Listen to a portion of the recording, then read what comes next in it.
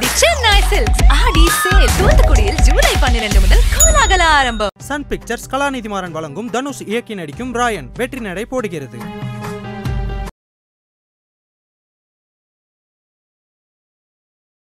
Armstrong கொலை வழக்கை ஒரு அரசியல் கொலையாவே நீங்க பார்ப்பதாக கண்டிப்பா சொல்றீங்க.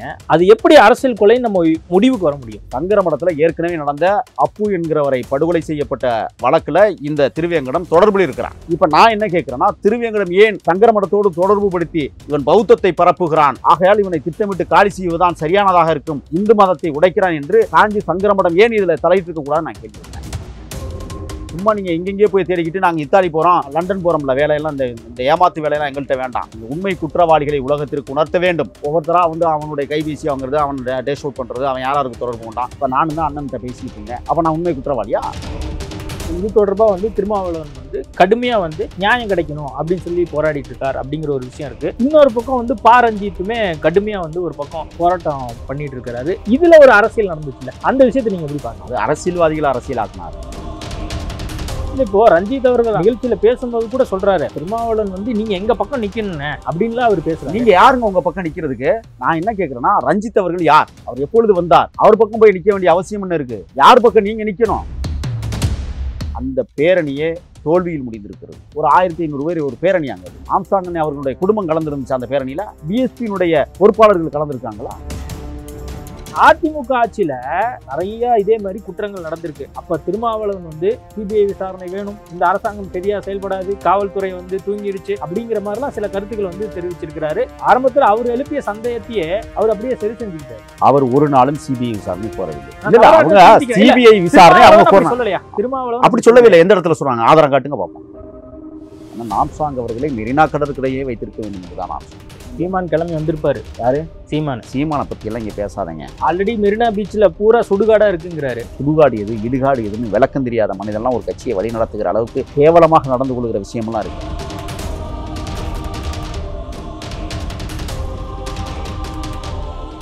வணக்கம். வணக்கம். இப்போ ஆம்ஸ்டாங் கொலை வழக்கை ஒரு அரசியல் கொலையாவே நீங்க பார்ப்பதாக கண்டிப்பா சொல்றீங்க. அது எப்படி அரசியல் கொலை நம்ம முடிவுக்கு வர முடியும்? புரட்சியாளர் அம்பேத்கருடைய கொள்கைகளை, சித்தாந்தங்களை கடைக்கோடி மக்களிடத்திலே கொண்டு போய் செல்வதற்கான பெரும் பங்காற்றி கொண்டிருக்கிற பெரும் தலைவர்களில் ஆம்ஸ்டாங் ஒருவர். இன்னும் சொல்ல போனால் முழுவதுமாக பௌத்தத்தை ஏற்றுக்கொண்டவர்.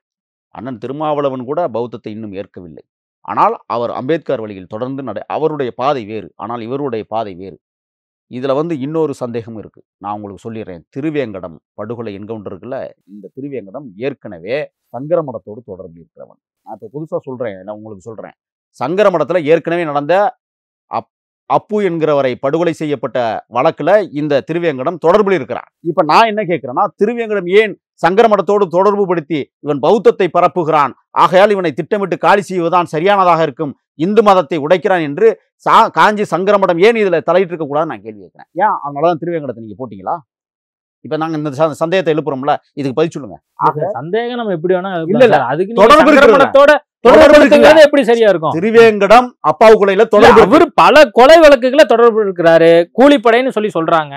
அது நீங்க இவ்வளவு பெரிய ஒரு பெரிய நிறுவனத்தோட நீங்க எப்படி ஒப்பிடுறது? நான் என்ன கேட்கிறேன்னு சொன்னா, அப்பாவு கொலையில இவன் சம்பந்தப்பட்டிருக்கான்ல, ஏன் அண்ணன் கொலையில இவன் சம்பந்தப்பட்டிருக்க கூடாது சொல்லுங்க.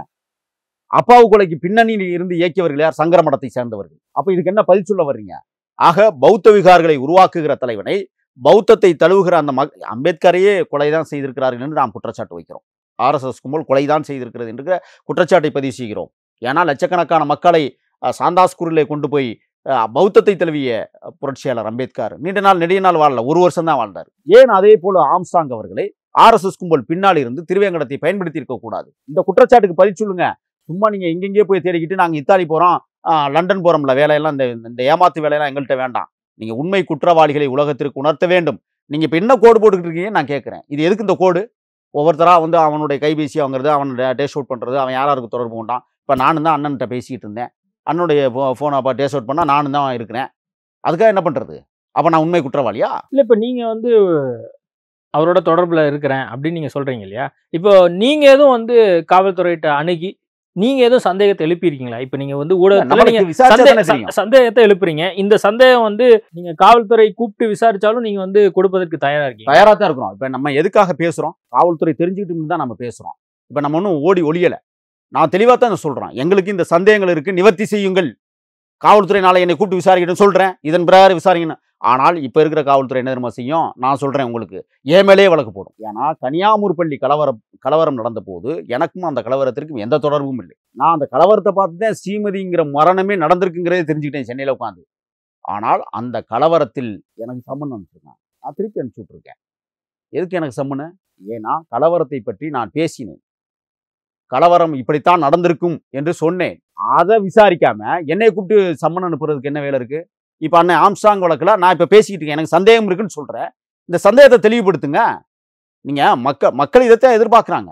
என்னிடத்துல பேசுகிற போது மக்கள் என்ன கேட்க, அண்ணா நீங்கள் வைக்கிற விவாதங்கள், நீங்கள் வைக்கிற கேள்விகளுக்கு பதில் சொல்ல சொல்லுங்கன்னு கேட்குறாங்க. இல்லை, இப்போ நீங்கள் வந்து அந்த அரசியல் கொலைன்னு நீங்கள் சொல்கிறீங்க இல்லையா? இப்போ இது தொடர்பாக வந்து திருமாவளவன் வந்து கடுமையாக வந்து நியாயம் கிடைக்கணும் அப்படின்னு சொல்லி போராடிட்டு இருக்கார் அப்படிங்கிற ஒரு விஷயம் இருக்கு. இன்னொரு பக்கம் வந்து ப. ரஞ்சித்துமே கடுமையா வந்து ஒரு பக்கம் போராட்டம் பண்ணிட்டு இருக்காரு. இதுல ஒரு அரசியல் நடந்துச்சுல்ல, அந்த விஷயத்தை நீங்க எப்படி பாக்குறீங்க? அரசியல்வாதிகளை அரசியலாக்குனார்கள். அண்ணன் ரஞ்சித் அவர்களுக்கும் அண்ணன் திருமாவுக்கும் எந்த விதமான மனசங்கடங்களோ மனக்கசப்புகளோ இல்லை. தெளிவான ஒரு வரையறை. அண்ணன் திருமாவளவன் என்ன சொன்னார்னா, இந்த பேரணியில் நாம் கலந்து கொள்ள வேண்டாம். எதுக்காக சொன்னாங்கன்னு சொன்னா, அண்ணனுக்கு முறையான அழைப்பு வரல. ரஞ்சித் அவர்கள் இதுவரை ஒரு முறை கூட அம்பேத்கர் திடலுக்கு வந்து, அண்ணா நான் இந்த மாதிரி ஒரு ஆர்ப்பாட்டம் நடத்த போகிறேன், அதில் நீங்கள் வந்துருங்கன்னு சொல்லலாம். இல்லை அதுக்கு முன்னாடியே உறவு முறைக்கு கூட அவர் ஒரு நாளும் கூட வந்து அவரை 60வது நினைவு வயது பூர்த்தி செய்த நேரத்தில் கூட வாழ்த்து சொல்ல வரல. அப்போ ஆம்ஸ்ட்ராங் அவர்கள் பொதுவான மனிதர், உங்களுக்கும் அல்ல அவருக்கும் அல்ல, அவர் பொதுவான மனிதர். இன்னும் சொல்ல போனால் பொதுவான அரசியல்வாதி. அவர் ஒரு சமூகத்திற்கான அரசியல்வாதி கிடையாது. அவ்வளவு பெரிய மாமனிதன் இந்த மண்ணிலே வீழ்த்தப்பட்டிருக்கிறார் என்றால் ரஞ்சித்தே கூட வந்து அண்ணனை பார்த்துருக்கலாமே. எங்களுக்கு வழிகாட்டி நீங்கள் தானே பேசுகிறீங்க. நீங்கள் வந்து அண்ணனை பார்த்துட்டு, அண்ணன் இந்த மாதிரி இருக்குது சூழல், உங்களை இல்லாமல் நான் பண்ணுறது தப்பாக இருக்கும், நீங்கள் ஒரு வார்த்தை சொல்லுங்கள், அந்த பேரணியை நடத்தட்டுமா வேண்டாமா, நீங்களும் வாங்க, கூப்பிட்டுக்கலாமா இல்லையா? ஏன் அந்த உரிமையை வந்து ரஞ்சித் எடுத்துக்கல? அப்போ எப்படி தலைவர் வந்து திருமாவளவன் என்கிற ஆளுமை மிக்க தலைவர் போய் நீங்கள் அழைக்காமல் அவங்க வந்துருவாங்களா? சொல்லுங்க. அவங்களுடைய அரசியல் பயணம் தான் உங்களுடைய வயதே. இல்லை, இப்போ ரஞ்சித் அவர்கள் அங்கே நிகழ்ச்சியில் பேசும்போது கூட சொல்கிறாரு, திருமாவளவன் வந்து நீங்கள் எங்கள் பக்கம் நிற்கணுண்ணே அப்படின்லாம் அவர் பேசுறாரு. நீங்க யாருங்க உங்க பக்கம் நிக்கிறதுக்கு? நான் என்ன கேட்கிறேன்னா, ரஞ்சித் அவர்கள் யார்? அவர் எப்பொழுது வந்தார்? அவர் பக்கம் போய் நிக்க வேண்டிய அவசியம் என்ன இருக்கு? சொல்லுங்க. யார் பக்கம் நீங்க நிக்கணும்? ஆனா திருமாவளவன் பக்கம் நிக்கணும் நீங்க. அதை விட்டுவிட்டு நாங்க வந்து நீலம் பண்பாட்டு மையத்தின் சார்பாக நாங்க அந்த பேரணியே தோல்வியில் முடிந்திருக்கிறது. ஒரு 1500 பேர் ஒரு பேரணியாங்க அது. நான் கேட்கிறேன், அண்ணன் குடும்பம் அதில் கலந்துக்கிடுச்சா? ஆம்ஸ்ட்ராங் அண்ணன் அவர்களுடைய குடும்பம் கலந்துருந்துச்சா அந்த பேரணியில? ஏன் பிஎஸ்பியினுடைய பொறுப்பாளர்கள் கலந்துருக்காங்களா? நீங்க தனிப்பட்ட ரீதியில் ஒரு மையத்தை வச்சு நடத்துறீங்க. அந்த மையத்தில் இருக்கிறவங்களுக்கு நீங்க அழைப்பு கொடுத்தீங்க, அவங்க கலந்துருக்கிறாங்க. உங்க மையத்தில் வழக்கறிஞர்கள் இருப்பாங்க, அவங்க வந்திருப்பாங்க. இதுல நான் என்ன கேட்கிறேன்னா, அண்ணன் திருமாவளவனை அழைத்திருக்க வேண்டும், பூவை மூர்த்தியாரை அழைத்திருக்க வேண்டும், இன்னும் பிற அடக்கப்பட்டு ஒடுக்கப்பட்ட மக்களின் தலைவர்களாக பூத்திருக்கிற சில தலைவர்களை இந்த பேரணியிலே அழைத்திருக்க வேண்டும், முறைப்படுத்தி இருக்க வேண்டும். அது மட்டுமல்ல, இருக்கிற அரசியல் தலைவர்களுக்கும் இந்த விடயத்தில் உன்னிப்பாக கவனித்துக் கொண்டிருக்கிற அரசியல் தலைவர்களுக்கும் அழைப்பு கொடுத்துருக்கணும். ஏன் நீங்க கொடுக்கல? அப்போ நீங்க நீலம் பண்பாட்டு மையத்தின் சார்பாக நீங்க ஒரு ஆர்ப்பாட்டம் நடத்துறீங்க, ஒரு பேரணி நடத்துறீங்கன்னு சொன்னா அதுல எப்படி இவங்கெல்லாம் வருவாங்க? இல்லை, இப்போ அழைப்பு கொடுக்கல. அது மட்டும் இல்லாம ரஞ்சித் அவர்கள் தான் போய் பார்த்து திருமாவளவனை கூப்பிட்டுருக்கணும் இந்த நிகழ்ச்சிக்கு பங்கேற்பதற்கு அப்படின்னு நீங்க சொல்றீங்களா? இப்ப திருமாவளவன் கூட ஆரம்பத்துல இந்த ஆம்ஸ்ட்ராங் கொலை வழக்கு தொடர்பா பேசும்போது என்ன சொன்னார்னா, சிபிஐ விசாரணை வேணும் அப்படிங்கிற ஒரு கோணத்தையுமே அவர் வந்து பேசினாரு. அதுக்கு பின்பாக வந்து அது சம்பந்தமா பெருசா எதுவுமே பேசல. அப்படிங்கும்போது அப்போ திருமாவளவனுக்கு இந்த கூட்டணி காரணமாக அவர் வந்து வாயடைச்சு போயிருக்கிறாரா அப்படிங்கிற ஒரு பார்வையும் நீங்கள் எழுப்புகிற கேள்வி அபத்தமானது, தவறானது. அவர் எந்த காலகட்டத்திலும் சிபிஐ விசாரணை கோரவில்லை. அதிமுக ஆட்சியில நிறைய இதே மாதிரி குற்றங்கள் நடந்திருக்கு. அப்ப திருமாவளவன் வந்து சிபிஐ விசாரணை வேணும், இந்த அரசாங்கம் சரியா செயல்படாது, காவல்துறை வந்து தூங்கிடுச்சு அப்படிங்கிற மாதிரிலாம் சில கருத்துக்கள் வந்து தெரிவிச்சிருக்கிறாரு. அது கடந்த காலம் வரலாறு. இந்த முறை வந்து ஆரம்பத்தில் அவர் எழுப்பிய சந்தேகத்தையே அவர் அப்படியே சரி செஞ்சுக்கிட்டாரு. அவர் ஒரு நாளும் சிபிஐ விசாரணை கோரவில்லை. மாயாவதி அம்மையார் வந்து அந்த மேடையில அண்ணனை வந்து அந்த பிரேதம் படுக்கை நிலையில இருக்கிற போது அம்மையார் வந்து அறிவிக்கிறாங்க. ஏன்னா அவங்களுக்கு வழி இருக்கு. அவங்க ஒரு கட்சி தலைவரை இழந்திருக்கிறாங்க. அவங்க வந்து சிபிஐ விசாரணை அப்படி சொல்லவில்லை. எந்த இடத்துல சொல்றாங்க? ஆதாரம் காட்டுங்க பார்ப்போம். எந்த இடத்துல அவர் சொல்லியிருக்கிறாரு? அந்த மேடையில கூட மாயாவதி தான் சொன்னாங்க சிபிஐ விசாரணை வேண்டும். இவர் அமைதியா தான் இருந்தார். இவர் எதுவுமே பேசல. புரியுதுங்களா? அவர் என்ன சொன்னார்னா, முறையான தெளிவான விசாரணை வேண்டும். இதைத்தான் அன்னையிலிருந்து இன்னைக்கு வர சொல்லியிருக்கிறாரு. முதலமைச்சரை சந்திச்சிருக்கிற போது கூட, அண்ணா இது வந்து நீங்க வந்து கள்ளக்குறிச்சி விசாரணை போல முடக்கி விடக்கூடாது, வேங்க வேலை போல நின்று விடக்கூடாது என்பதை எடுத்து சொல்லி பேசுகிறார். இதனாலேயே முதல்வர் ஸ்டாலின் அவர்களுக்கும் அண்ணனுக்கும் கூட ஒரு சிறிய முரண்பாடு கூட அங்கே ஏற்பட்டதாக நான் கேள்விப்பட்டேன். ஆக இந்த மாதிரி விஷயங்கள்லாம் வந்து ரொம்ப தெளிவாக தீர்க்கமாக முடிவெடுக்கிற இடத்தில் அண்ணன் திருமாவளவன் இன்று வரை நின்று கொண்டிருக்கார். இன்னொன்று சொல்கிறேன் உங்களுக்கு, விரைவில் அவரும் பேரணி அறிவிப்பார். மிகப்பெரிய அமைதி பேரணியை தமிழ்நாடு. அடுத்த கேள்வி அதுதான் நான் கேட்க வந்தேன். இப்போ அவர் வந்து பாரஞ்சித்தினுடைய நிகழ்ச்சிக்கு பங்கேற்க வேணாம், அல்லது இந்த பேரணிக்கு ஆதரவு தெரிவிக்க வேணாம், தமிழ்நாட்டில் வேற எந்த அமைப்பு நடத்தினாலும் நம்ம ஆதரவு தெரிவிக்க வேணாம் அப்படிங்கிற ஒரு தோணியில தான் வந்து அவர் சொன்னார்.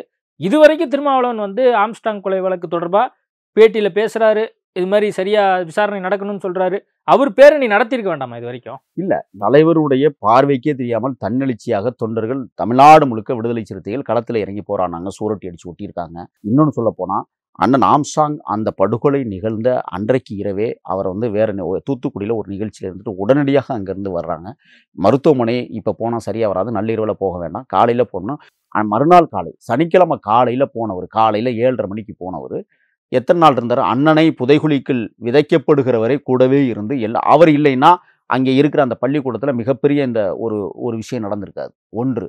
ரெண்டாவது, அவர் வந்து உடனடியாக அங்கே இருக்கிற மருத்துவக்குழு அங்கேருந்து அப்புறப்படுத்தணும்னு தான் நினச்சாங்க. ஆனால் அண்ணன் போய் தான் அதை தடுத்து நிறுத்தி நிப்பாட்டுங்க அப்படின்னு சொல்லி அவர் ஒரு மாலையை வச்சுக்கிட்டு அதற்கு பிறகு அதை வந்து நீங்கள் இதை விசாரணை வந்து தொடங்கணும், இதை நான் வந்து சும்மா விடமாட்டேன்னு சொன்னதுக்கு பிறகு தான் பிஎஸ்பியினுடைய தொண்டர்களே நடு ரோட்டில் உட்காந்து போராட்டம் பண்ணுற அளவுக்கு அதுக்கப்புறம் தான் வந்தாங்க. அதற்கு பிறகு தான் பேச்சுவார்த்தை முடிச்சு ஒரு பள்ளிக்கூடத்தை நம்ம வாங்கி அதற்கு பிறகு அங்கே கொண்டே வச்சு அதற்கு பிறகு வந்து இடம் வந்து தேடும் பொழுது புத்தர் விகாருக்கு பக்கத்தில் இருக்கிற இடத்த நம்ம தேர்வு பண்ணுவோமா, கட்சி அலுவலகத்துக்குள்ளேயே நம்ம தேடிவோம்னா கட்சி அலுவலகம் ஒன்றும் பெரிய இடம் இல்லை. நான் போய் பார்த்தேன், வெறும் வந்து அந்த நுழைவாயிலே வந்து 10 அடி தான், உள்ள வந்து ஒரு 30 அடி இருக்கும். அதுக்கு எப்படி அண்ணனை வந்து விதைக்கிறது?